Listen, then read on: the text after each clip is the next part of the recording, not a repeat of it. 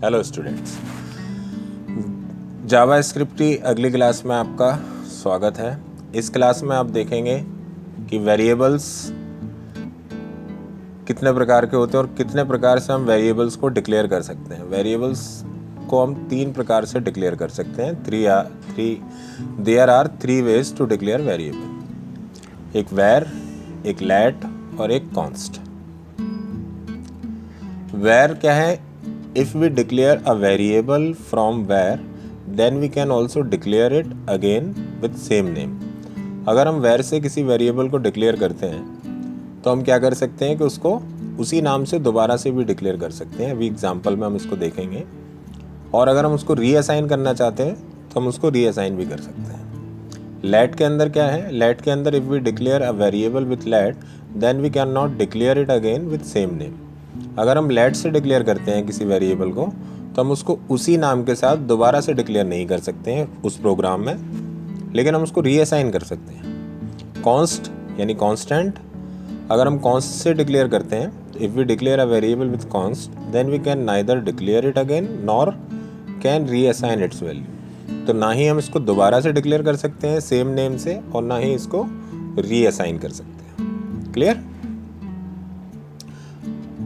तो समझने वाली बात यह है कि जो वेर के नाम से हम वेरिएबल्स को डिक्लेयर करते हैं उसमें हम रीअसाइन भी कर सकते हैं और दोबारा से डिक्लेयर भी कर सकते हैं। लेकिन लेट में क्या है कि हम दोबारा से डिक्लेयर नहीं कर सकते हैं लेकिन रीअसाइन कर सकते हैं। जबकि कॉन्स्ट में ना तो हम उसको डिक्लेयर कर सकते हैं दोबारा और ना ही उसको रीअसाइन कर सकते हैं। इसके एग्जाम्पल देखते हैं तो आपको और अच्छे से समझ में आ जाएगा।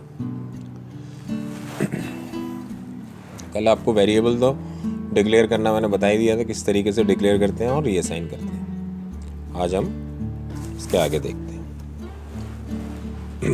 सपोज हमने यहाँ पर एक वेरिएबल लेते हैं, वही जो कल यूज़ कर रहे थे हम उसी को यूज़ कर लेते हैं। F name equal to inverted comma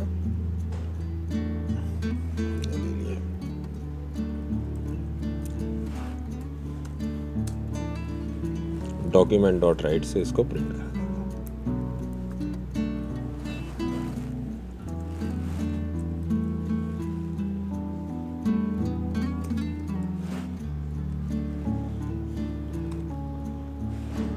save करते हैं और इसको प्रिंट करवा देते हैं। ठीक है, अभी हम इसको यहाँ से बॉडी टेक्स्ट में से हटा देते हैं जिससे कि आपको थोड़ा सा और अच्छे से दिखाई दे और ज़्यादा इसका कुछ नहीं रखते हैं।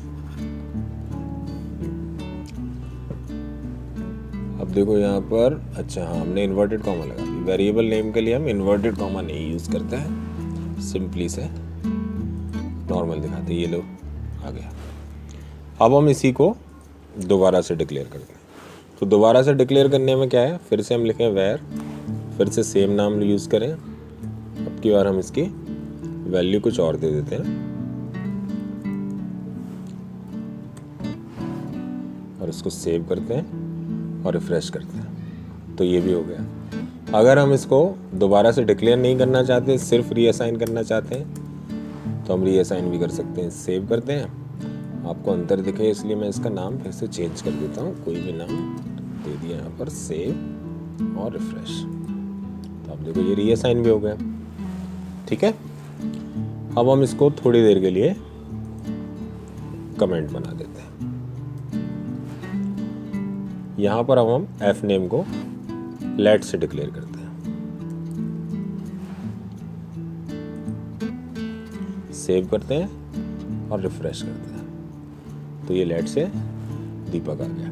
ठीक है, हम इसको दोबारा से डिक्लेयर करते हैं सेम नाम से। अब की बार हम लेट एफ नेम सेव करते हैं और रिफ्रेश करते हैं। तो आप देखोगे यहाँ कुछ नहीं आया, यानी कि कोई एरर आई है। एरर कैसे चेक करते हैं जावा स्क्रिप्ट के अंदर? एरर चेक करने के लिए या तो आप राइट क्लिक करके इंस्पेक्ट में जाइए और यहाँ से आपको कंसोल ऑप्शन मिल जाएगा। ठीक है, कंसोल में देखो क्या एरर आई, uncaught syntax error, identifier F name has already been declare, यानी कि वो पहले ही डिक्लेयर हो चुका है, आप उसको दोबारा डिक्लेयर कर रहे हैं, ये एरर आ रही है। कंसोल को हम एक तरीका तो ये है कि राइट क्लिक करके आप इंस्पेक्ट करके खोल सकते हैं। दूसरा तरीका ये है कि क्रोम में आप 3 डॉट्स पर क्लिक करिए और यहाँ पर आपको ऑप्शन मिल जाएगा कंसोल का। इसके अंदर मोर टूल्स में आइए, डेवलपर टूल्स, और यहाँ पर आपका कंसोल आ जाएगा। ठीक है, तो क्या एरर आई थी कि आइडेंटिफायर पहले से ही डिक्लेयर है। तो अब हम इसका लेट सेकंड वाली लाइन का हटा देते हैं, सेव करते हैं फिर से और रिफ्रेश करते हैं। तो देखो अब की बार उसने ले लिया। तो आया समझ में?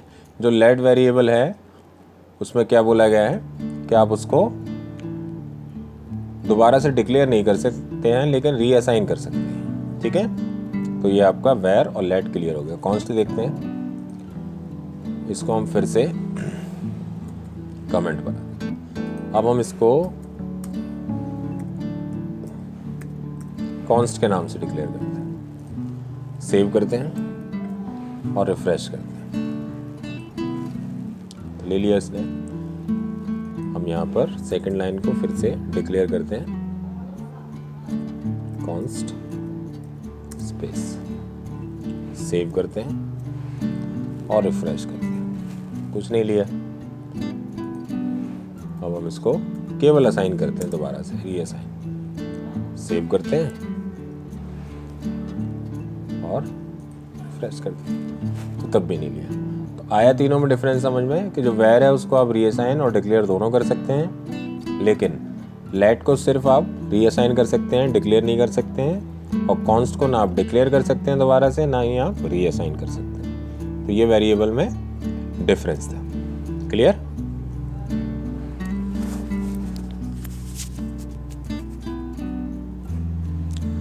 अब हम देखते हैं data types.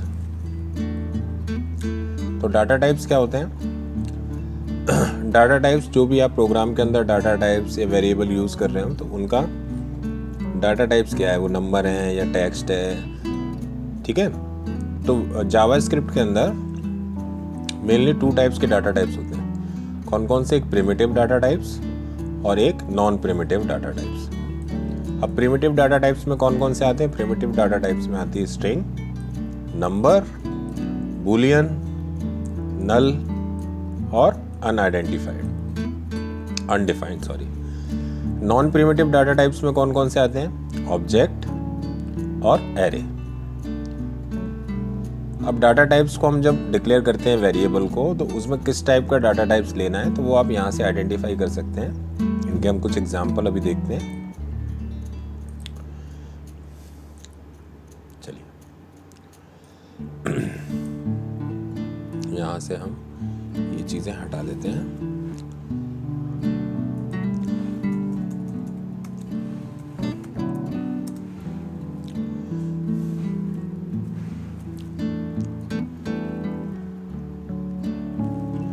Document dot right एक बार और ले लेते हैं।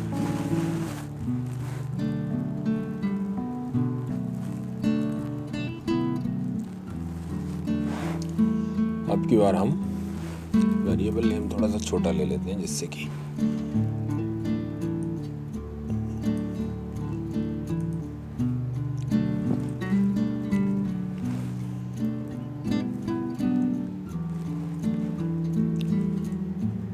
यहाँ पर हम लगा देते हैं BR, जिससे कि 2 लाइनों के बीच में ब्रेक आ जाए।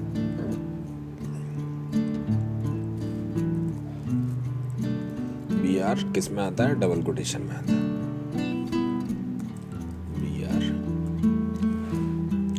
और यहाँ पर हम लिखते हैं, चलो अभी यहाँ का हम अभी फिलहाल XC लिख देते हैं जो हमारा वेरिएबल है। सेव करते हैं और रिफ्रेश कराते हैं, ये आ गया। ठीक है,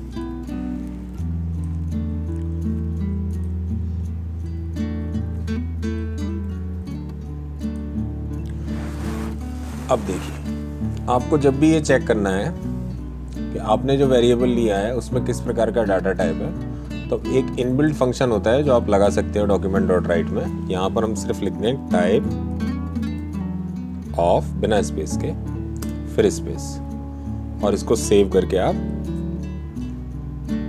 रिफ्रेश करें तो ये लिख के आ गया स्ट्रिंग। तो ये किस टाइप का डाटा टाइप हो गया आपका? स्ट्रिंग हो गया। स्ट्रिंग किस में आता है आपका? प्रिमिटिव डाटा टाइप्स में। देखो स्ट्रिंग आ गया।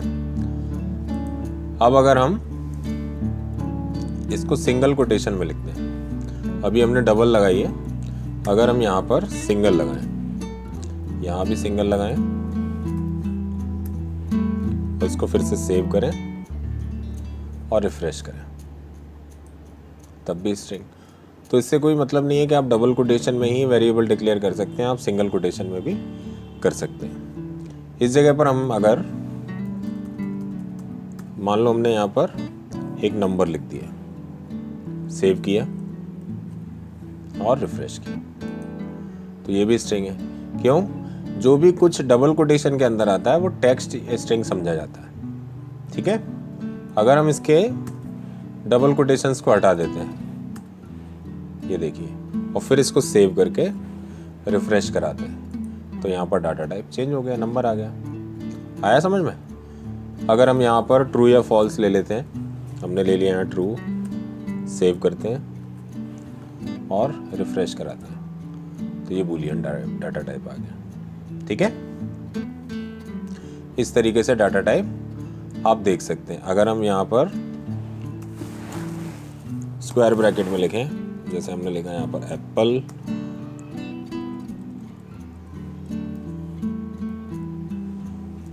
एप्पल कॉमा मैंगो, सेव करें और रिफ्रेश करें। एप्पल और मैंगो क्या है? ऑब्जेक्ट है। दूसरी लैंग्वेज की बात करें, सी, C++, PHP वगैरह, उसमें ये एरे समझा जाता है, लेकिन जावास्क्रिप्ट इसको ऑब्जेक्ट समझता है। ठीक है। अगर हम यहाँ पर कुछ भी ना लिखें, x की वैल्यू हमने मान लो अभी कुछ दी ही नहीं है, सिर्फ हमने वेरिएबल एक बना दिया है, सेव करें और रिफ्रेश करें, तो यहाँ पर अनडिफाइंड आ जाएगा। ठीक है। तो ये डाटा टाइप्स होते हैं जावास्क्रिप्ट के अंदर। आपको समझ में आ गए होंगे। इस तरीके से आप देख सकते हैं। ये एक एग्जांपल ऑब्जेक्ट का दिया है, तो आप ऐसे भी ऑब्जेक्ट डिक्लेयर कर सकते हैं। इसको और देख लीजिए किस तरीके से करते हैं। तो यहाँ पर हम क्या करें, x equal to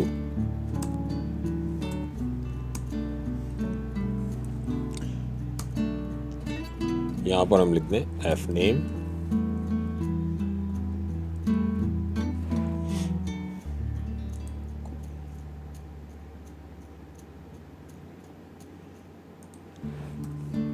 colon Deepak, L name, ये एफ नेम ही रहने देते हैं। इसके बाद यहाँ पर हम सेमीकोलन यूज करें,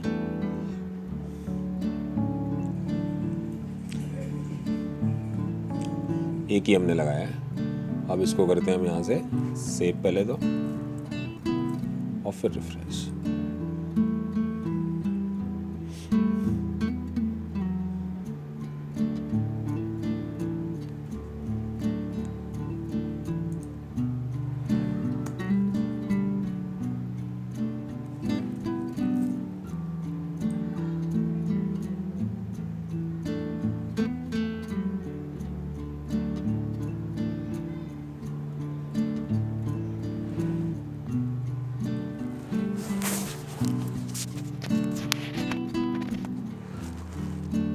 इसमें हमने अभी एक गलती की है, इसमें हमने इन्वर्टेड कॉमा का यूज नहीं किया है, इसलिए हमारा रन नहीं हो रहा। अब हम इसको सेव करें और यहाँ पर रिफ्रेश, तो ये देखो ऑब्जेक्ट डाटा टाइप। तो इस तरीके से भी कर सकते हैं। ये था हमारा डाटा टाइप। इस तरीके से हम डाटा टाइप्स को आइडेंटिफाई कर सकते हैं और program during the program of JavaScript आप एग्जीक्यूट कराते समय भी ये देख सकते हैं कि आपने जो वेरिएबल डिक्लेयर किया है उसका डाटा टाइप क्या है। क्लियर? चलिए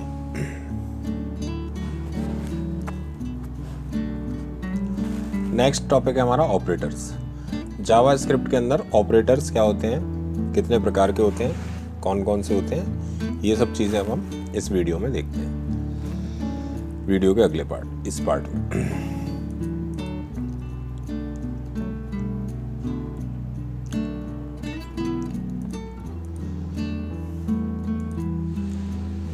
operator is a symbol that is used to perform operations according to user requirements. Operator एक सिंबल है जो कि यूज़ किया जाता है ऑपरेशंस को परफॉर्म करने के लिए। जो भी आप करना चाह रहे हो, प्लस करना चाह रहे हो, माइनस करना चाह रहे हो, मल्टीप्लाई करना चाह रहे हो, या कंडीशन लगाना चाह रहे हो, या आप कंपेयर कराना चाह रहे हो, तो इन ऑपरेशंस को करने के लिए हमें कुछ सिंबल्स की ज़रूरत पड़ती है जिनको हम ऑपरेटर्स बोलते हैं।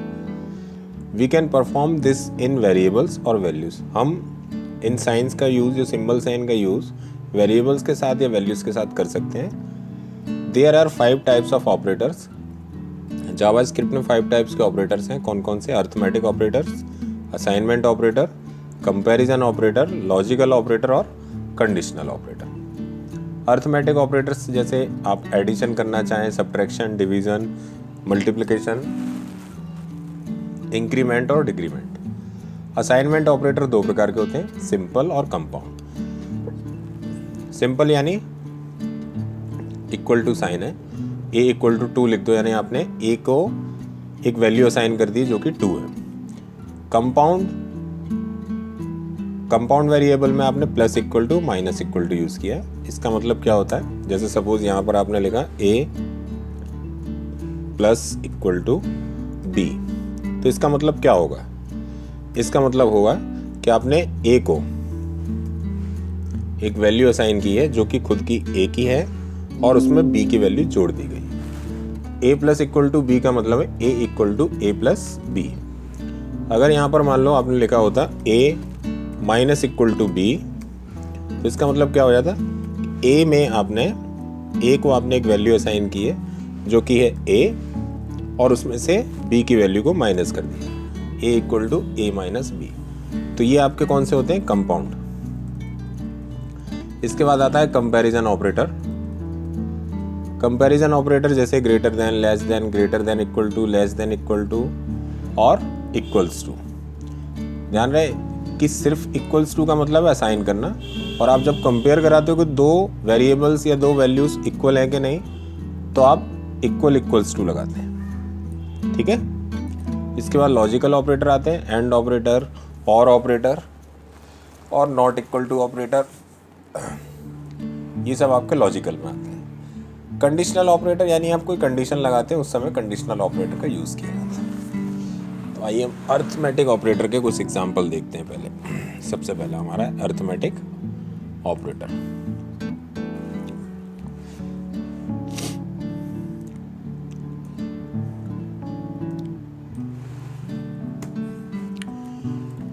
सिंपल करके देखते हैं। सबसे पहले हम यहाँ पर यूज करते हैं डॉक्यूमेंट डॉट राइट ब्रैकेट। हमने सीधा यहाँ लिखा 2, सेव किया और रिफ्रेश किया, तो यहाँ देखो 2 डिस्प्ले हो गया। अब हम क्या करते हैं 2 प्लस 3, सेव करते हैं और रिफ्रेश करते, तो देखो प्लस हो गया एडिशन ऑपरेटर के द्वारा। अगर हम इसी काम को वेरिएबल के थ्रू करना चाहें तो यहाँ पर हम सबसे पहले क्या करेंगे, एक वेरिएबल डिक्लेयर करेंगे। वेरिएबल a इक्वल टू 5 दे दिया हमने, और वेरिएबल b इक्वल टू 3 दे दिया। अब हम इसको यहाँ पर यूज करते हैं, a प्लस b, सेव करते हैं और रिफ्रेश कराते हैं, तो देखो दोनों वेरिएबल प्लस हो गए, 8 आ गया। माइनस करना है तो यहाँ पर माइनस ऑपरेटर का यूज़ करें, सेव करें और रिफ्रेश करें, तो आ गया 2। मल्टीप्लाई कराना है तो आप इनटू को यूज़ करें, सेव करें और रिफ्रेश करें। आ रहा है समझ में? आप चाहें तो रिजल्ट को एक नए वेरिएबल में ले सकते हैं। कैसे? आप यहाँ पर एक और वेरिएबल यूज़ कर सकते हैं, c इक्वल टू, अब आपको जैसे क्या कराना है, प्लस कराना है, तो आपने यहाँ लिख दिया a प्लस b और कॉलम, और आप सिंपली यहाँ पर c को प्रिंट करा दो, c, सेव करो और रिफ्रेश करो, तो भी रिजल्ट आ जाए। आप इस तरीके से भी कर सकते हैं। ठीक है। अब यहाँ पर आप ऑपरेटर चेंज कर करके देख सकते हैं। मान लो आप डिवीज़न वाला यूज़ करते हैं, तो डिवाइड लगाया हमने, सेव किया और रिफ्रेश किया, पॉइंट में आ रहा है। यहाँ पर हम 15 दे देते हैं, सेव करते हैं, कितना आंसर आएगा 5, 3 5 15। इसके बाद आता है इंक्रीमेंट और डिक्रीमेंट। इंक्रीमेंट को देखिए कैसे इंक्रीमेंट यूज़ करते हैं। जैसे हमने यहाँ पर लिखा a प्लस प्लस, रिफ्रेश किया और अब a की वैल्यू को हम प्रिंट कराते हैं। तो देखो होगा क्या, a प्लस प्लस का मतलब होता है कि a equal to a plus 1। a की जो वैल्यू है पहले से उसमें एक 1 ऐड हो जाएगा। तो पहले से क्या वैल्यू है 15 और a प्लस प्लस करने के बाद उसकी वैल्यू क्या हो जाएगी 16, क्योंकि इसमें 1 प्लस हो गया है। देखो सेव करते हैं इसको और यहाँ पर चेक करते हैं तो देखो 16 हो गई। अगर हम यहाँ पे करते हैं b प्लस प्लस और b की वैल्यू को यहाँ पर हम प्रिंट कराएं, सेव करें, तो b प्लस प्लस करने पर क्या आना चाहिए 4 आना चाहिए, क्योंकि b की पहले से वैल्यू क्या है 3 और प्लस प्लस करने से b equal to b plus 1 कर दिया गया है। तो उसका मतलब ये हुआ, यहाँ पर हम कमेंट में इसको लिख देते हैं कि जैसे कि आप नोट कर सको। इसका मतलब क्या हुआ b equal to b plus 1। तो b की पहले से वैल्यू क्या थी 3, उसमें 1 प्लस हो गया तो 4 आना चाहिए। सेव करते हैं इसको और रिफ्रेश करते हैं तो देखो 4 आ गया। आया समझ में? ये होते हैं इंक्रीमेंट ऑपरेटर। डिक्रीमेंट में क्या होगा, अगर हम यहाँ कर दें b माइनस माइनस, तो b की पहले से वैल्यू क्या है 3, अब इसका मतलब होगा b माइनस 1, तो b में से 1 कम हो जाएगा, तो रिजल्ट क्या आना चाहिए 2 आना चाहिए। सेव करते हैं और रिफ्रेश करते हैं तो देखो 2 आ रहा है। तो ये होते हैं आपके इंक्रीमेंट और डिक्रीमेंट ऑपरेटर। तो अर्थमेटिक ऑपरेटर आपके ये थे। इसके बाद आपके आते हैं असाइनमेंट ऑपरेटर, सिंपल और कंपाउंड। सिंपल का मतलब तो आपको पता ही है कि आपको कोई वैल्यू असाइन करनी है, जैसे कि हम अभी कर ही रहे हैं प्रोग्राम में। जैसे हमने यहाँ करा a इक्वल टू 15, यानी a की वैल्यू क्या हो गई या 15 हो गई, b इक्वल टू 3, तो v वेरिएबल है उसकी वैल्यू क्या हो गई 3। ये असाइनमेंट हो गया, सिंपल असाइनमेंट। कंपाउंड क्या होता है, कंपाउंड देखो, कंपाउंड में प्लस इक्वल टू और माइनस इक्वल टू ऑपरेटर आते हैं। तो देखो यहाँ पर हम करते हैं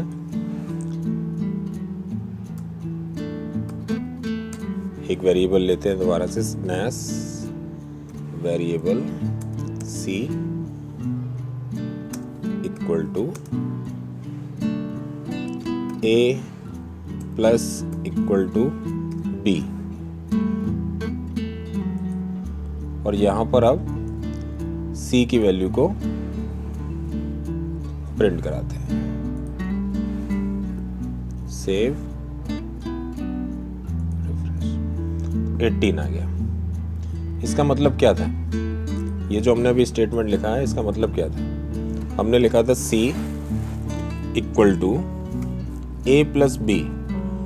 a प्लस b का मतलब a equal to a plus b। इतने स्टेटमेंट का मतलब था ये।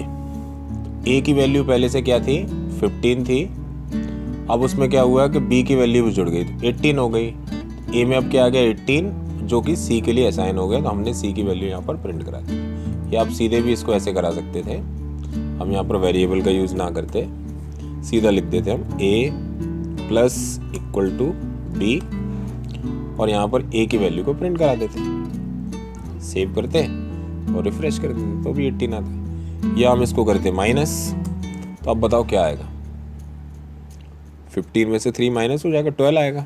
सेव करेंगे और रिफ्रेश करेंगे, देखो। तो ये है आपका कंपाउंड ऑपरेटर। इसके बाद है आपका comparison operator, logical, conditional, switch case, if else if. ये सारी चीज़ें हम इस बेसिक वीडियो सीरीज जो हमारी जावास्क्रिप्ट की चल रही है इसके लास्ट वीडियो में देखेंगे, जो आपको कल रिलीज होगा शाम के टाइम। तो आप लोग उसको देखिएगा। तब तक के लिए थैंक यू। और आप लोग चैनल को सब्सक्राइब नहीं कर रहे हैं, मैंने देखा इतने स्टूडेंट्स देख रहे हैं इस वीडियोस को, लेकिन चैनल को सब्सक्राइब नहीं कर रहे हैं। आप लोग चैनल सब्सक्राइब करिए, जिससे कि मैं मोटिवेट हूँ और बनाऊँ वीडियो आपके लिए, है ना। चलिए बाय, थैंक यू।